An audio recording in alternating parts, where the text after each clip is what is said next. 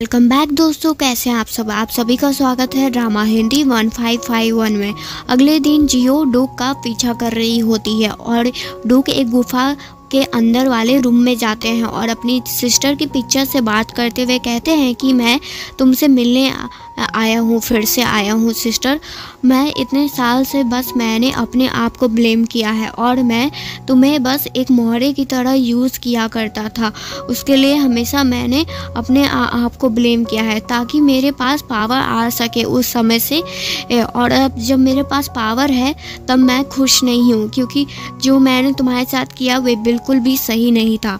तब हमें एक पास्ट का स्क्रीन दिखाया जाता है जहाँ डूक और जनरल हू से बात कर रहे होते हैं कि जब जियो इस दुनिया में नहीं आई होती है।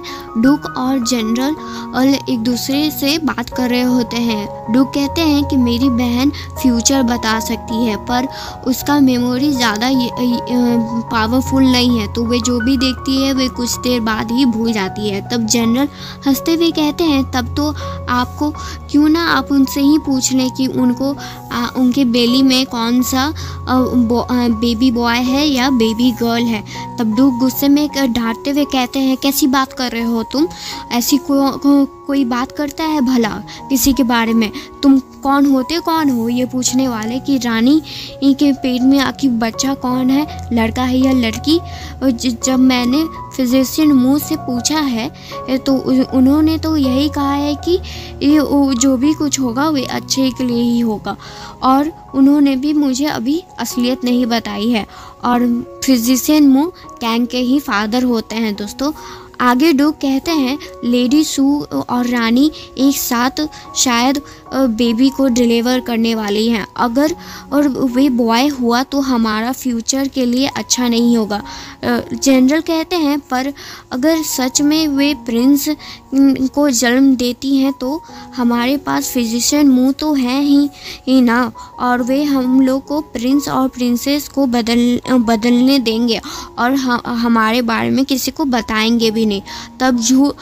तब डूक झूठ मूठ का गुस्सा करते हुए कहते हैं कि ये गलत होगा, रानी के बच्चे को बदलना बहुत ही ज़्यादा ही गलत होगा। तब जनरल कहते हैं आपको सॉफ्ट हार्टेड होना ये आपके लिए बहुत हानिकारक हो सकता है डूक, इसीलिए मैं आपसे बोल रहा हूँ कि मेरे प्लान को आप अच्छे से सुनिए।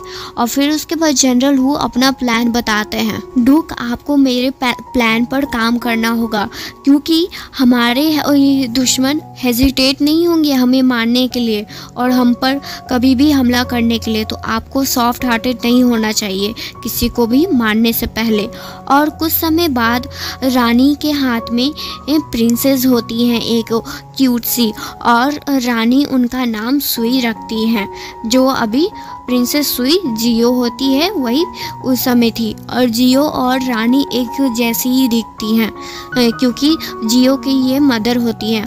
और प्रेजेंट में डूक कहते हैं मैं जानता हूँ कि मैंने जो भी कुछ किया वे सब मैंने गलत किया है। उस समय पता नहीं जानी मुझे क्या हो गया था, मेरा दिमाग फिर गया था कि क्या, पर मैंने ये गलती कर दी तुम्हारे साथ जिसके कारण तुम आज मेरे साथ नहीं हो मेरी प्यारी बहन।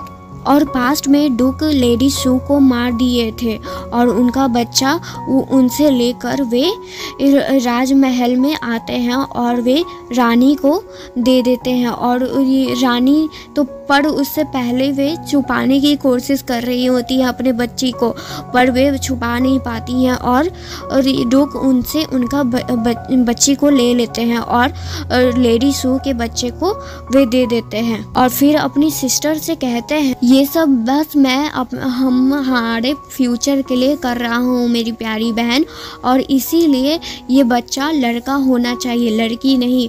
रानी रोते रोते ऐसा नहीं करने के लिए बोल रही होती हैं और लेडी सू का बच्चा वे रानी को दे देते हैं और साथ ही उनकी सेविका को भी मार देते हैं।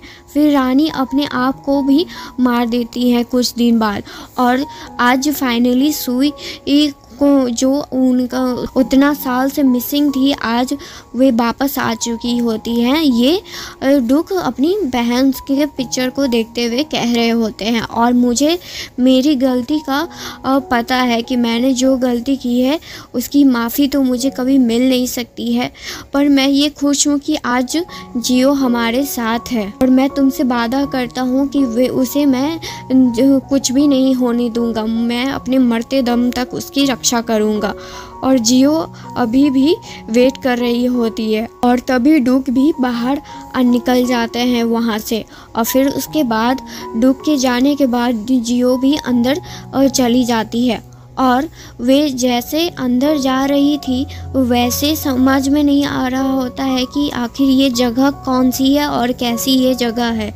और इधर कैंग और राजा गेम खेल रहे होते हैं। राजा कहते हैं डूक ऑफ डिफेंडर बहुत ही ज़्यादा ही चालाक है, और इतने साल से हमने उसके बारे में कितनी सबूतें इकट्ठा की है, लेकिन एक भी सॉलिड सबूत उसके खिलाफ नहीं मिली है, और तो और तुमने तो जनरल हू को भी मार दिया है। तब कैंग कहते हैं राजा, अभी प्रेजेंट में हमारे पास एक ही रास्ता है कि आप मुझे बॉर्डर पर भेज दें, तब मैं उसकी मिलिट्री पावर को सीज कर लूँगा। तब राजा गुस्से में कहते हैं कैंग, तुम क्या पगला गए हो? तुम्हें पता नहीं है कि तुम क्या कह रहे हो? तुम अगर वहाँ पर जाओगे तो तुम मर सकते हो। फिर कैंग अपनी गलती के लिए माफ़ी मांगते हैं और राजा से कहते हैं मैं समझ गया हूँ कि डूक जियो को बहुत ही चेरिश करते हैं। कैंग कहते हैं हम लोग जियो को इस चीज़ के बीच में नहीं ला सकते हैं। राजा कहते हैं तो वे इन्वॉल्व हो चुकी है क्योंकि वे तुमसे प्यार करती है, वे तो बहुत पहले ही इन्वॉल्व हो चुकी है।